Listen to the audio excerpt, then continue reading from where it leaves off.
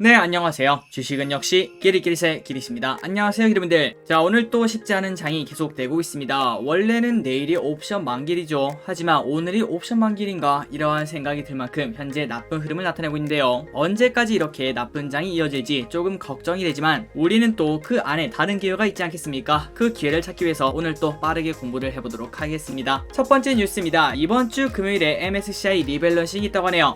그리고 두 번째, 내년 코스피 전망이 나왔다고 하는데 한번 보도록 하겠습니다. 세 번째, 오징어 게임 2 드디어 제작 확정이 발표가 되었다고 합니다. 마지막으로 지난번에도 당근마켓 사기 관련된 걸 한번 알려드렸죠. 그런데 이번에는 또 다른 사기가 판치고 있다고 합니다. 한번 내용을 보도록 할게요. 매일매일 주린이를 위한 경제뉴스 10분 정리. 오늘은 21년 11월 10일 수요일입니다. 그리고 내일은 빼빼로 데이이자 옵션 만길인데요. 그렇기 때문에 그냥 내일은 없는 하루구나, 그냥 거래가 안 되는 하루구나 이렇게 생각하시고 관망만 하시는 걸 가장 추천드립니다. 오늘 또 같이 공부하시죠. Let's get it! 자, 경제 뉴스로 들어가도록 하겠습니다. 그리고 들어가기 앞서 좋아요 누르시면 저 기리색에 매우 큰 힘이 됩니다. 정말 감사합니다. 우리가 자는 사이에 어떠한 뉴스가 나왔는지 한번 살펴보도록 하겠습니다. 첫 번째, 바이든 시진핑 첫 정상회담이 개최가 된다고 합니다. 다만 화상으로 개최가 된다고 하네요. 조 바이든 미국 대통령과 시진핑 중국 국가주석이 다음 주 화상 정상회담을 갖는다고 현지 9일 블룸버그 통신이 보도를 했습니다. 바이든 대통령 취임 후 첫 정상회담인데요. 미국이 반도체 공급망 등 대중국 견제를 강화하는 상황에서 양국 관계 개선 계기가 될지 주목이 된다고 합니다. 그리고 앞서 지난달 바이든 대통령이 양국 관계 회복을 언급을 했지만 시진핑이 중국에 대한 미국의 강경한 자세를 누그러뜨릴 것을 요구하는 등 입장차를 확인한 바도 있었다고 하네요. 과연 이번에는 어떠한 결과가 나올지 또 관심있게 봐야 될 것 같습니다. 그리고 다음으로 미국 의원들이 대만을 깜짝 방문했다고 하는데요. 그러니까 갑자기 중국이 발작을 하며 무력 시위까지 보여줬다고 합니다. 현재 대만 문제를 놓고도 미중 양국 갈등이 고조되고 있습니다. 미국의 상하원 의원들이 현지 시간 9일 미국 수송기를 타고 대만을 깜짝 방문했는데요. 그런데 그게 바로 중국의 발작 버튼을 눌렀다고 합니다. 하나의 중국 원칙 아래 대만을 자국 영토의 일부라고 주장하는 중국은 대만 해협 방향으로 즉각 보복성 무력 시위에 나서기도 했다고 하네요. 그리고 중국 국방부는 이거는 내정 간섭이야 이렇게 말하면서 강조를 했다고 합니다. 다음으로는 최고치 경신하던 뉴욕 증시가 하락을 했는데요. 그런데 이 정도 올랐으면 이 정도 빠져도 돼 이런 생각을 할 수 있을 것 같습니다. 그런데 여기서 조금 특이한 게 있었는데 바로 테슬라가 무려 12%나 하락을 했다고 합니다. 어제 우리가 뉴스 시간에 봤을 때 하루에 5% 하락을 했다고 했죠. 그런데 거기에 이어 12% 추가로 더 하락을 했다고 하네요. 그래서 아마도 테슬라 주주분들은 조금 짜증나는 상황이 아니겠는가 이렇게 볼 수 있습니다. 그리고 마지막으로 올해 처음으로 첫눈이 내렸다고 합니다. 그리고 지금부터 이제 쌀쌀한 날씨가 시작이 된다고 합니다. 그러니 여러분들 항상 감기 조심하시고요. 그리고 코로나도 꼭 조심하시기 바랍니다. 다음 뉴스입니다. MSCI 지수 편입 기대 종목은 벌써 이렇게 되었네요. 지난번에 우리가 예상 종목을 한번 공부를 해보며 그때가 아마도 10월 초반으로 기억합니다. 10월 7일인가 그랬을 거예요. 그때 우리가 공부를 했는데 이제 확정이 된다고 합니다. 한번 변한 건 있는지 확인해 보도록 할게요. 11월 모건 스탠리 캐피털 인터내셔널 MSCI 지수 변경을 앞두고 여기에 새로 편입될 종목에 현재 관심이 쏠린다고 합니다. 글로벌 펀드들은 MSCI 등 지수 구성 종목들을 사들여서 지수 흐름을 추종하는데요. 이 때문에 MSCI 들어가면은 해당 지수를 추종하는 글로벌 펀드의 패시브 자금 때문에 주가가 상승 탄력을 받을 수 있다. 아마도 이제 기름들이 다들 아실 거라고 생각합니다. 그래서 뭐가 들어가나 봤더니 10일 금융투자업계에 따르면은 한국 시간으로 오는 12일 이번 주 금요일입니다. 금요일 오전에 발표가 되는데요. 여기에서는 LNF랑 FNF가 가장 유력하게 꼽힌다고 합니다.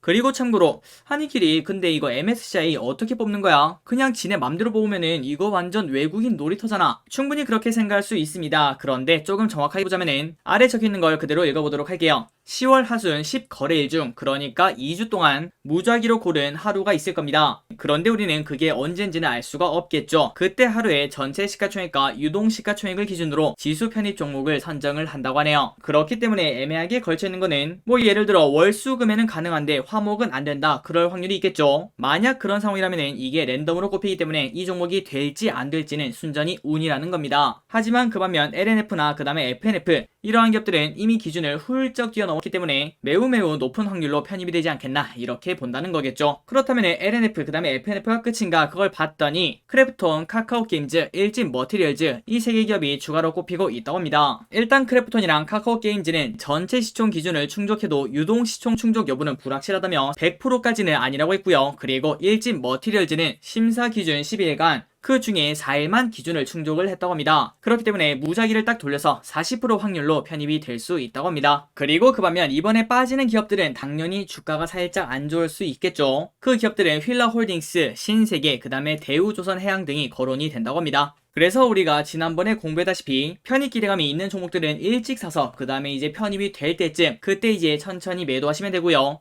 그 반면 이렇게 지수에서 빠지는 기업들 휠라홀딩스, 신세계, 대우조선해양 등등등 이러한 기업들을 좋게 보고 있는 상황에서 만약에 주가가 조금 좀 많이 빠지네 이러한 생각이 든다면 그때가 줍줍 타이밍이다 그렇게 볼 수 있겠죠. 그러니 의무보유 확약 물량 전략이랑 비슷하다고 생각하시면 될 것 같습니다. 어쨌든 이번 주 금요일날 이제 확실하게 결정이 되고요. 그 다음에 보름 정도 지난 30일 장 마감 이후에 지수에 반영이 된다고 합니다. 그래서 우리가 지난번에 같이 공부했던 그때부터 지금까지 차트를 한번 보도록 하겠습니다. 가장 유력했던 거는 LNF 그 다음에 FNF였죠. 이 두 개의 차트를 보시면은 역시 MSCI다 이러한 생각을 해볼 수 있겠네요. 그래서 이번 주 금요일날 MSCI 변경 주식 확정이 나오면은 그때 영상을 올려드릴 때 지금까지의 중간 결과 그 다음에 추가 전략 이런 것들도 한번 공부를 해보도록 하겠습니다.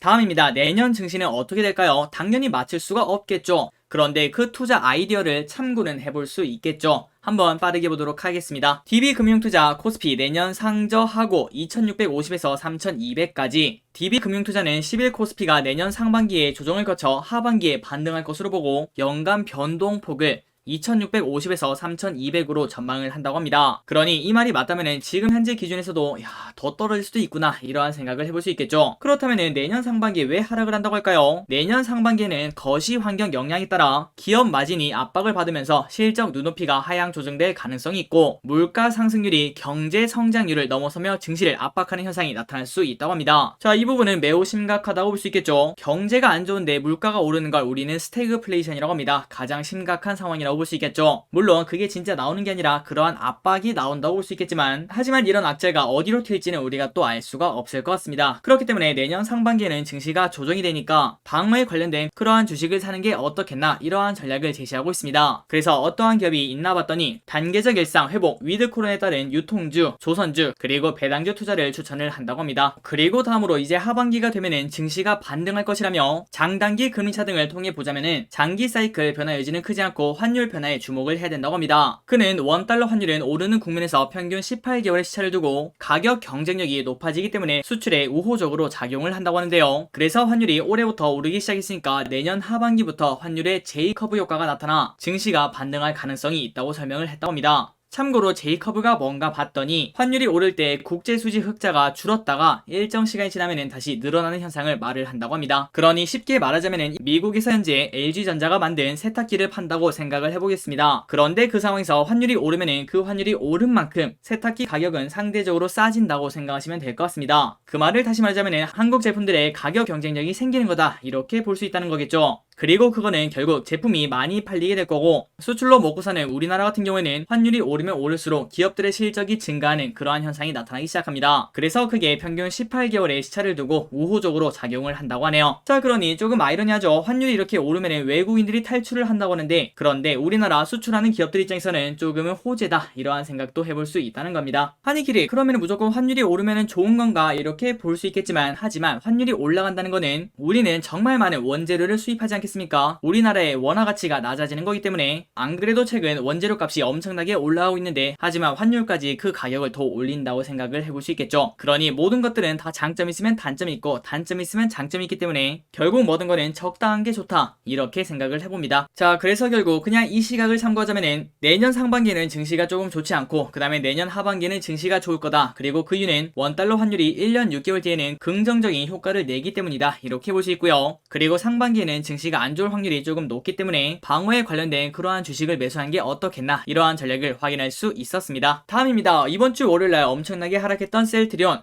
하지만 최근 들어 다시 또 오르고 있는데요. 셀트리온 강세, 유럽의약품청, 레키로나 승인 예상 소식. 자, 셀트리온은 오늘 엄청나게 오르고 있습니다. 5.6%나 오르고 있는데요. 그리고 셀트리온 헬스케어와 셀트리온 제약도 동반 상승을 하고 있습니다. 그래서 이러한 소식이 나오며 오늘 셀트리온 좋은 흐름을 나타냈습니다. 자, 다음 뉴스입니다. 지난달 떠들썩하게 만들었던 뉴스였죠. 오징어 게임이 엄청나게 성공을 했는데요. 그래서 많은 사람들이 야, 2는 언제 나와? 이러한 질문을 많이 했는데요. 그런데 결국 이러한 뉴스가 나왔네요. 황동혁 감독, 오징어 게임 시즌2 약속, 그래서 버키 스튜디오가 20%나 급등을 했다고 합니다. 내용을 빠르게 보도록 하겠습니다. 오징어 게임을 만든 황동혁 감독은 지난 8일 밤 미국 LA에서 열린 한 행사에서 AP통신과 인터뷰를 통해 시즌2를 향한 엄청난 압박과 수요, 사랑이 있다며 거의 선택의 여지가 없는 것처럼 느껴진다고 합니다. 그래서 지금은 계획하고 있는 과정이 있으며, 그리고 나는 약속할 것이라며 오징어 게임 주인공인 이정재 배우저 성기훈은 돌아올 것이라고 강조를 했다고 하네요. 어쨌든 주식을 떠나서 오징어 게임 2 이제 아마 한 내년 아니면 내후년쯤에 나오겠죠. 그때 또 전 세계에서 호평이 쏟아져 나왔으면 좋겠습니다. 다음입니다. 벌써 날씨가 추워지니까 이러한 뉴스가 나오네요. 음성, 메추리 농장에서 AI 발생, 고병원성 확인 중. 음성군의 한 메추리 농장에서 조류 인플루엔자 AI가 확인되었습니다. 항상 겨울만 되면은 이러한 뉴스가 나오죠. 어제 메추리 2,000마리가 잇따라 폐사했다는 신고가 접수돼 검사를 해봤더니 AI 양성이 나왔다고 하는데요. 그런데 이게 고병원성이냐 아니냐, 이게 좀 중요합니다. 그래서 그거는 아직까지는 정밀 검사 중이며 농장에서 사육 중인 메추리를 모두 매몰 처분하기로 했다고 합니다. 자, 이러한 뉴스가 나오면은 관련주 하면은 딱 이거를 꼽을 수 있습니다. 자, 기리분들, 이거는 절대 매수 추천이 아니며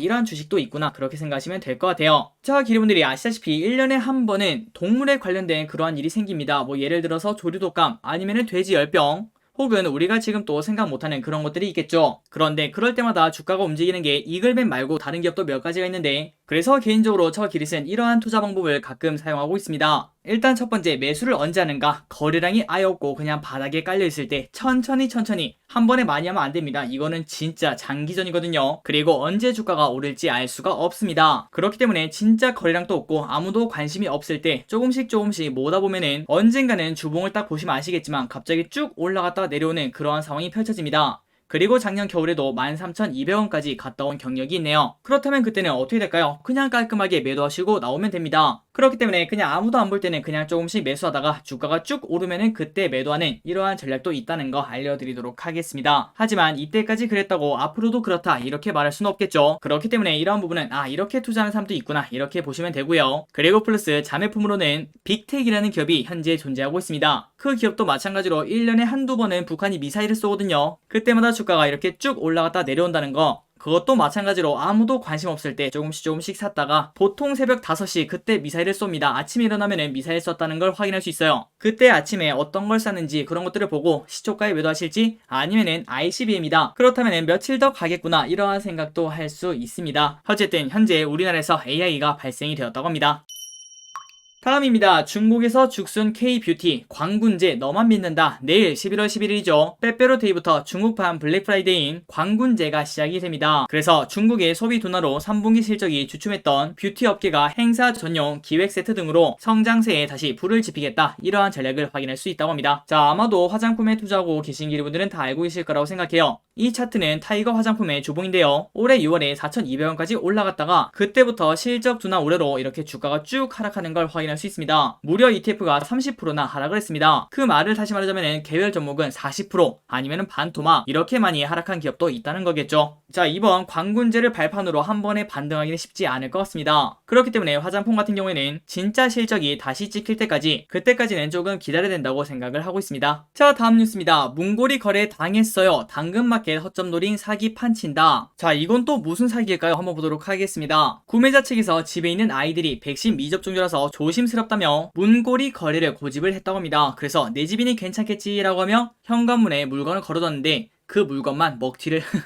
했다고 하네요. 자, 어떻게 이러한 사람이 있을까요? 그리고 이러한 수법은 그냥 한 번만 이러한 게 아니라 최근 들어 크게 늘어난 것으로 현재 나타나고 있다고 합니다. 참고로 문고리 거래가 뭔가 봤더니 코로나 시국이다 보니까 직접 보는 건 좀 그렇고 문 앞에다 두시면은 제가 이렇게 찾아가서 그 물건을 받고 그 다음에 돈을 보내드릴게요, 이렇게 말한다는 거겠죠. 그런데 그 와중에 그걸 노려서 물건만 훔쳐서 달아난 사람이 있다고 합니다. 그렇다면은 야, 이거 뭐 바로 잡히는 거 아닌가, 이렇게 볼 수 있는데요. 하지만 당근마켓은 실명이나 주민번호 없이 전화번호로 인증만 받기 때문에 피해를 당해도 상대가 누구인지 알기 어렵다고 합니다. 대포폰을 쓰거나 전화번호를 바꿔버리면 그만이라고 합니다. 자, 그러니 여러분들, 뭔가 중고거래할 때 문고리 거래하자 이렇게 말하면은 너한테 안 팔고 다른 사람들한테 팔겠습니다 라고 말하시면 될 것 같습니다. 자, 다음으로 오늘의 리포트 두 가지를 빠르게 보고 끝내보도록 할게요. 첫 번째, KT. 개인적으로는 지금 같은 시국에 이만한 종목이 없다고 생각합니다. 한번 보도록 할게요. KT, SKT 분할 상장에 따른 수급 유익 기대, 목표가 5% 상승. 유안타증권은 KT에 대해서 SK텔레콤의 분할 상장 이후 수급 유입이 기대된다며 목표 주가를 4만원에서 42,000원으로 올렸습니다. 그래서 이렇게 목표 주가를 올린 이유가 뭡니까? 유안타증권 연구원은 개별 재무제표 기준 이익 개선이 지속이 되면서 내년 배당이 주당 1,700원 이상으로 예상 배당 수익률이 무려 5.5%나 된다고 합니다. 그리고 SK텔레콤이 현재 성형수술을 하고 있는데요. 분할하고 난 다음에 SK텔레콤이랑 배당 수익률에 대한 비교는 필연적이라고 말했다고 합니다. 이 두 개를 비교를 하자면 KT의 매력이 엄청나게 보인다는 거겠죠. 그렇다면 KT의 배당이 오른다고 어떻게 확신합니까? 그거는 정말 심플하다고 하네요. 바로 호실적 때문이다. KT는 지난 3분기 연결 기준 3,824억 원의 영업이익을 기록했으며 1년 전이랑 비교해서 무려 30%나 올랐다고 합니다. 그래서 KT 최근 들어 슬금슬금 빠지면서 현재 바닥을 살짝 다지는 그러한 흐름을 나타내고 있습니다. 아직까지는 갈 길이 조금 멀다 볼 수 있겠지만 그런데 배당 수익률이 5%가 넘기 때문에 충분히 지금 같은 장에서 안정적인 배당을 노리는 그러한 투자를 할 수 있지 않겠나 이러한 생각을 해봅니다. 그래서 우리가 아까 앞전에 봤다시피 지금 현재 증시가 좋지 않을 때는 배당주가 최고인데요. 한번 기대분들도 KT를 비롯해 배당주에 관련된 그러한 기업들을 공부해오시면 좋을 것 같습니다. 다음입니다. 신세계 내년 국내외 소비 모두 양호할 것. 대신증권은 10일 신세계에 대해서 내년 국내외 소비가 모두 양호한 상황인데다가 광주 신세계의 연결 실적 편입으로 유통업종 내에서 가장 두드러진 실적 성장세가 나타날 것이라는 분석을 내놨습니다. 그래서 투자 의견 매수 목표 주가는 40만원을 유지를 했다고 합니다. 그런데 여기서 우리가 한 가지 질문을 해볼 수 있습니다. 내년의 소비가 진짜 양호한가요? 대신증권연구원은 이렇게 말했습니다. 국내 소비는 내년 2분기까지 양호한 성장세가 이어질 것이라며 그 이유는 일반적으로 대선 이후에는 새 정부가 들어서며 정책 기대감이 소비 심리를 진작하는 효과가 있다고 합니다. 그리고 플러스 위드 코로나 상황에서는 그동안 억눌렸던 해외 소비가 폭발적으로 증가할 것 이렇게 예상을 했다고 합니다. 그런데 신세계 진짜 매력적인 가격이라고 볼 수 있겠죠. 지금 현재 가격은 24만원. 물론 이렇게 주가가 계속 이렇게 떨어지고 있다는 것은 그만한 이유가 있을 겁니다. 하지만 우리가 지금 이게 왜 빠지는지 한번 공부를 해보고 그 다음에 그 이유가 이제 슬슬 사라지겠네 이러한 생각이 든다면은 증권사 목표가가 무려 40만원인데 거기까지 안 가고 여기 보이는 9월 8일 28만원 여기까지만 간다고 해도 충분히 매력적인 타이밍이라고도 볼 수 있겠죠. 물론 지금은 현재 떨어지는 칼날이고 그리고 아까 보셨다시피 MSCI 편출 가능성이 현재 존재하고 있습니다. 그래서 그 부분을 생각하자면 공부는 미리 해놓고 그 다음에 조금은 천천히 만약에 주가가 조금 더 떨어진다면 그때가 이제 타이밍이다 이러한 생각을 해볼 수 있겠네요. 한번 기분들 신세계 꼼꼼하게 공부해보시기 바랍니다. 자, 오늘의 경제뉴스는 여기까지 끝났습니다. 오늘도 이렇게 같이 공부해주셔서 진심으로 감사드리고 지금까지 기리셨습니다. 빠이요.